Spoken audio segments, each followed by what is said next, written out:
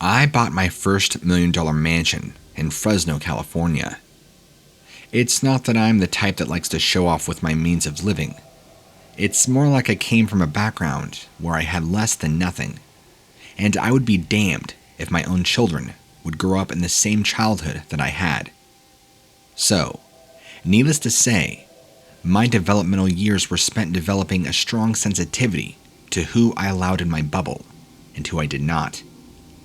This basically made me an adult who put up fences and had zero tolerance for anyone who didn't belong behind them. You step onto my property uninvited, and there's going to be fireworks.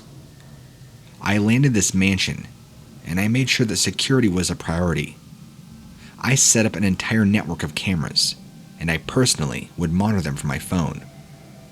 I had it set up so that I would get an alert every time there was movement. Needless to say, you can imagine my phone went off constantly. But I didn't pay much mind unless my phone was going off at hours of the day when it really shouldn't have been. Like in the dead of night, when my phone began going off, and I got up and opened the app. The footage was indistinct, but it looked like they were a pair of people that must have been wearing light-colored pants with dark clothes, because their pants were all I could see. They must have also either been drugged or drunk. Their gait was rather swaying and staggering.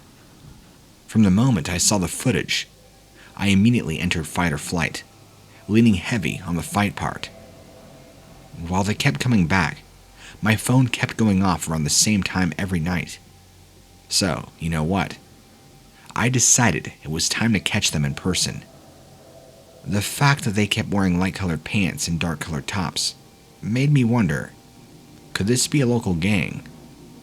They seemed to skirt at the edge of my pond, at the edge of my property, so that's where I waited for them.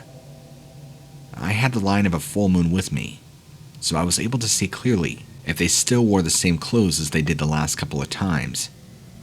Luckily, I didn't have to wait long. They showed up around the same time frame, a little bit after midnight. Sure enough, their pants were lighting up like bone, gleaming in the moonlight. I practically jumped out of my lawn chair to go confront them, but I stopped short. I was heading under the shadow of a tree, so I doubt they saw me, but I got a really good clear look at them. I was only able to ever see their pants on camera, because that's all there was. I know that sounds ridiculous, but there was nothing but a waist and a set of long legs and feet. There was no torso. I remember my throat constricting. I couldn't even yell. I immediately got to doing some sort of research, and it turned out that I saw these things that are referred to as Fresno nightcrawlers. Apparently they're a rare sight, but I guess I was lucky to host their nighttime activities. They would pass through my yard for the next 3 weeks before they were gone and never come back. I could not explain to you the chill that would come over me whenever my phone would go off a little bit after midnight.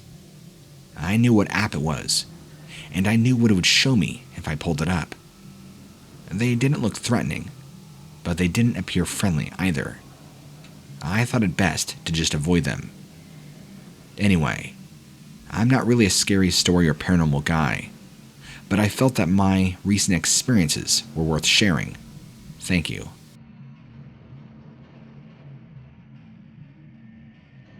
My prized possession was a treehouse that my father had built me. It felt like a castle that set up on a grand old oak, and it was big enough to practically be a foundation for a smaller house, let alone a treehouse. It's not at the farthest corner of our yard, so I felt like I was the king of my own little empire, being able to see all of our yard and a great deal of what was beyond the fence. There was a lot of rolling prairie land, with a tree line of vast forest at the very edge. The forest was so far away that it wasn't like I could just walk out of there, and that's beside the fact that it was not our property. My parents are really good at keeping me involved. They didn't like the idea of having an idle child, so I relished the moments that I can spend in the treehouse, because that was pretty much my vacation from the garage of things that my parents set up for me to do. and I often spent that time sleeping. It was during one of those naps that I woke up to the sound of snuffling and sniffing. Not unlike the sound you'd expect from a dog, but it seemed too loud, especially since I could hear from the inside of the treehouse, and the source of it was outside, somewhere. Fear took hold of me when I turned around and looked out one of the windows of my treehouse, and then I saw a pair of eyes looking at me.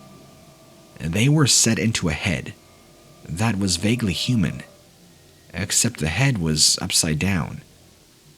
Whoever it was, they were on top of my treehouse, hanging down, looking at me through the window.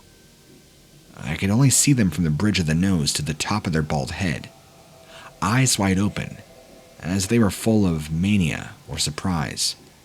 The eyes were wide open, and a pure white color. I took all these details in about 1 second, and then this thing quickly pulled back and disappeared. I could hear it scrambling on top of my treehouse roof, the movement sounding very frenzied and quick, with sudden halting between movements, almost as if it was moving around like a spider on the hunt. In those heartbeats of stillness, I heard a clicking sound. I then held my breath until I couldn't anymore, and I was gasping for air, even though I was trying not to. I looked over to the door of my treehouse. I had left it open, and as quietly as I possibly could, I moved over and shut it. No sooner had the knob latched into place, and something on the other side grabbed hold of it, rattling it violently. I held onto it and held it for dear life.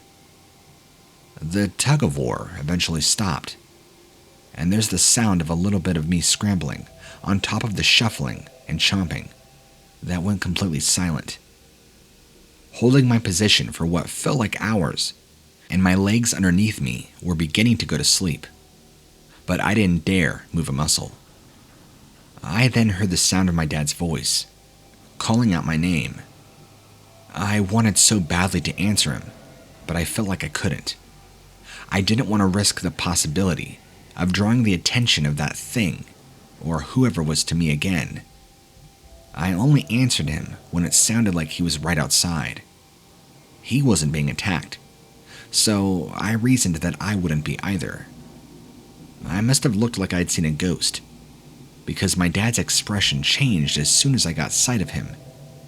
He asked me what was wrong, and to my surprise, I couldn't form a whole sentence. All I could do at the time was let out a strange, strained wheeze. I stayed that way, clear up until bedtime, when my parents were thinking of taking me to the ER. I broke down, told them what I saw, what I heard, and began crying.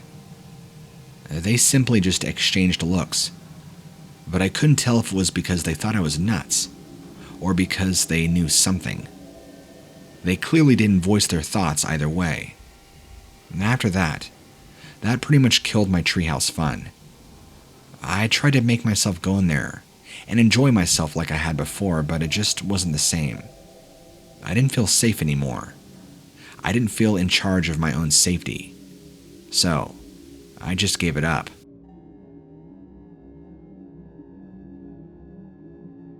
This is going to be a bit long, but I'm seriously terrified and need help. I'll start off by saying I've never believed in anything paranormal. I'm a pretty science-based dude. I always look for a logical explanation, and I still am for this encounter. So if you have any ideas, I would love to know. I don't have much time for leisure with work recently. Been having to accept some pretty awful shifts to get away with COVID-19 times. I've lost my ability to go on my evening walks, which are a method of stress relief for me. It had been a while since I had gone on one, so 3 nights ago, I decided to just go for a late night walk, put on my headband flashlight, and decided to take a path that I had not in ages. There's actually a small trail near the back of my neighborhood that goes roughly 4 miles deep into the woods. My plan was to walk about 1.5 miles and then take the parallel path to come back. I make it down to about 1.3, according to my Fitbit, and I start getting that feeling that I'm being watched. I turn off my headlight, sit, and listen. At this point, I'm more concerned there's a guy following me who is up to no good. I heard clear footsteps in the leaves off the trail, and they've been behind me nearly 5 minutes. I stopped thinking it was an animal or another walker and became worried. Sitting there for probably 3 to 4 minutes, and I hear nothing. I turned back on my headlight and decided to start walking quickly back home. About 2 minutes later, I hear more footsteps. But this time it sounds different. It sounded like 4 feet instead of 2, and it's walking at the same increased speed that I am. I turn around quickly with my headlight and my phone light and point it behind me. Silence. I get angry and yell out, "Leave me alone. I'm gonna call the cops. And if you come at me, I have a knife." More silence. I yell again to get the hell out of there and start walking towards where I heard the walking. About 20 yards out, which was hard to fully make out because the flashlight doesn't reach too far, I see what looks like a literal naked man running full speed on all fours into the woods. Normally, I'd chalk that up to drugs, but my area does not have a drug problem, and there were some details that led me to believe it was not a person. For one, they were damn near hairless. I'm talking completely bald, pale white skin, and the way it ran on all fours looked natural. Not like when you try to run on all fours and look stupid. It looked like its literal bone structure was designed that way. There were no hunched look. Their back was flat, and they were fast. The last thing that happened was straight out of a horror movie. I hadn't heard anything in a while on my way back, but kept turning around just to be sure. With about 0.3 miles left to go until I was in the clear, I hear a mad dash through the leaves.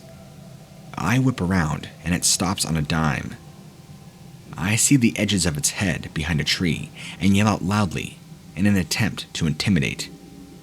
What I heard next, I'll never forget.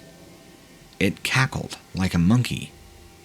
A noise I've literally only heard in nature documentaries. The tone was that of a mockery, a predator having fun with me. Safe to say I didn't stick around. I sprinted as fast as possible back home.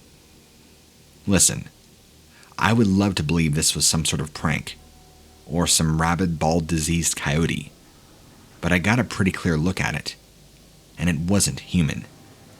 It did have human feet and hands, a human head, and even a human buttocks, but nothing else about it was human. I called the cops after and told them a man was following me. I didn't want to say some creature because they'd think I was crazy. They didn't find anything, but they did see quite a bit of activity in the leaves and dirt, about 50 feet from where the trail was, leading far back into the woods before it got to a large stretch of grass where no footprints could be seen. Please tell me I'm crazy, or that this was some elaborate prank, or possibly a deformed man.